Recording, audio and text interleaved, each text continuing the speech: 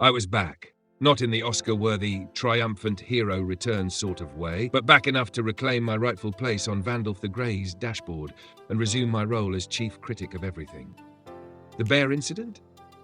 Filed under traumas I'll bring up in therapy or at dinner parties forever. We were in Finland, not far from Helsinki. How did I know? The trees were offensively well organized. The cottages looked like they came pre-assembled from IKEA, and the roads were so smooth they felt like they'd been designed by a perfectionist with control issues. Emma was humming again. That was the first red flag. Her humming always meant trouble was lurking. It's like the opening credits of a horror movie, light, cheerful, and oblivious to the carnage that's about to unfold.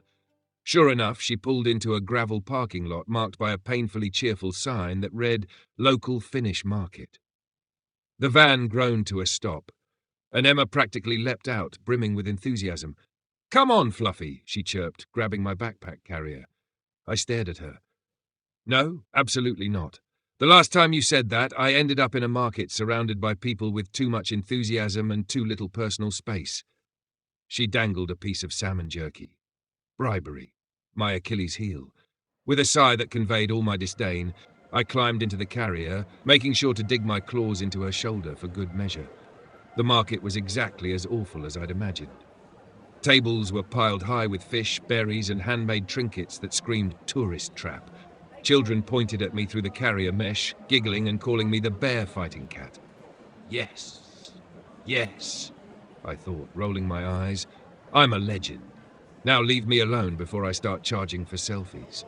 Emma flitted from stall to stall like a hyperactive magpie, picking up jars of jam and loaves of rye bread. Then she stopped at the table.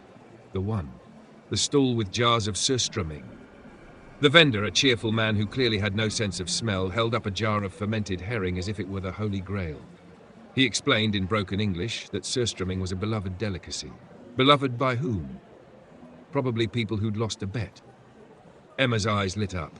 "Emma, no," I hissed silently. "This is not a delicacy. This is a chemical weapon that somehow got rebranded.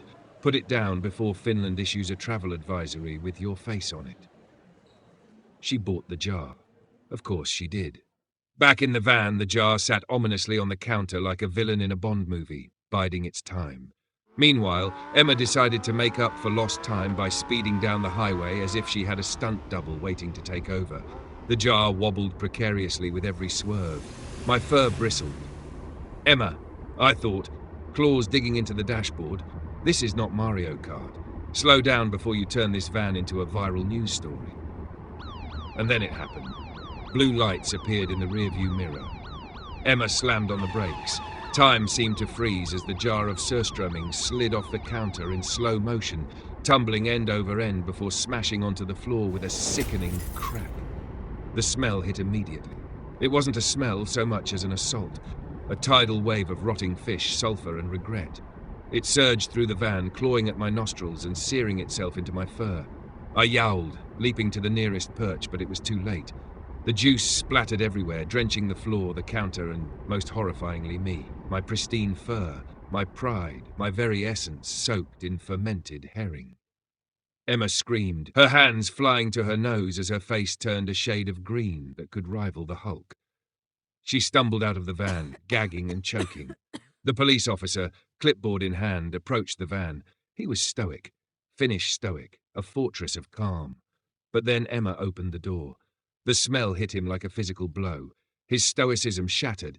His clipboard fell to the ground as he staggered back, coughing and waving his arms like he was trying to escape an invisible swarm of bees. "Ma'am," he croaked, barely able to get the words out, What is that smell?" Emma, tears streaming down her face, squeaked, "It's, a delicacy. Fermented fish." The officer stared at her, his expression one of pure disbelief. He handed her the speeding ticket as if it were radioactive, and retreated to his car without another word. Meanwhile, I sat in the corner of the van, dripping with surströmming juice, my fur matted and reeking of death. This is it, I thought, staring into the distance. This is how I die. Not from a bear, not from old age, but from being marinated in human stupidity. Emma, gagging and dry-heaving, tried to clean me with a towel. It only made things worse. the floral detergent mixed with the fish smell, creating a scent that could only be described as Satan's lemonade stand. Her final solution? A bath. I hissed, growled, and clawed at the air like a feral demon, but there was no escape. Emma scrubbed furiously, apologizing through her retching. By the time she finished, I was a wet, sulking mess, and the van still smelled like the aftermath of a seafood apocalypse. As we rolled into Helsinki, Emma sulked. The speeding ticket crumpled on the seat beside her. The van reeked, I reeked, and the only thing left intact was my grudge. One day, Emma, I thought, glaring at her.